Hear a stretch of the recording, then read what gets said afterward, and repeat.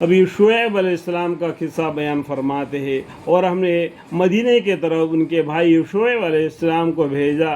انہوں نے فرمایا اے میری قوم، تم اللہ تعالیٰ کی عبادت کرو، اس کے سوا تمہارا کوئی معبود نہیں، یعنی شرک مت کرو، ایک اللہ ہے، اسی کی عبادت کرو جس کی کوئی صورت شکل نہیں، وہ ایک نرنکار ہے، اسی کی عبادت کرو۔ تمہارے پاس تمہارے پروردگار کی طرف سے وجہ دلیل آ چکی ہے، وجہ دلیل بھی آ چکی ہے، تو پھر کس بات کا شک کرتے ہو؟ ایک اللہ کی عبادت کرو۔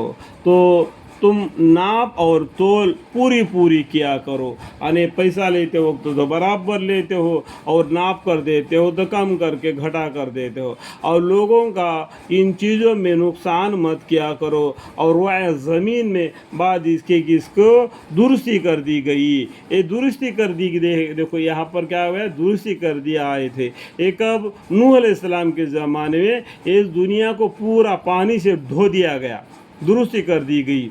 اس کے بعد میں اس میں فساد مت پھیلاؤ، یہ تمہارے لفا ہے، اگر تم تصدیق کرو، اگر تم کو ماننا ہے، یہ تمہارے لیے فائدے کی بات ہے، میرے بات کو مانو، اللہ کا حکم کو مانو۔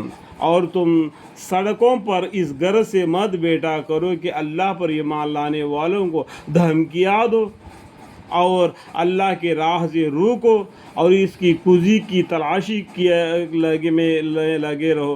کجی کی تلاشی، کمی پیشی، دین اسلام کے اندر کون سا چیز کمی ہے اس کو پھیلانے کی کوشش میں مت لگے رہو۔ اس طریقے سے دیکھو قرآن کا معنی ہو ہے کیا؟ نہیں، یہاں پر کوئی دبی ہوئی معنی ہے کیا؟ تو پھر قرآن پڑھنے میں کیوں ڈرتے ہو؟ اور اس حالت کو یاد کرو جب کہ تم کم تھے، یعنی جب تم کم تھے دنیا میں اسلام، پھر اللہ تعالیٰ نے تم کو زیادہ کر دیا، اور دیکھو کہ کیسا انجام ہوا فساد کرنے والوں کا۔ مسلمان پہلا کم تھے، مسلمات میں زیادہ ہو گئے، پھر تو کافروں پر جنگ کیا اور دین اسلام کو پھیلایا۔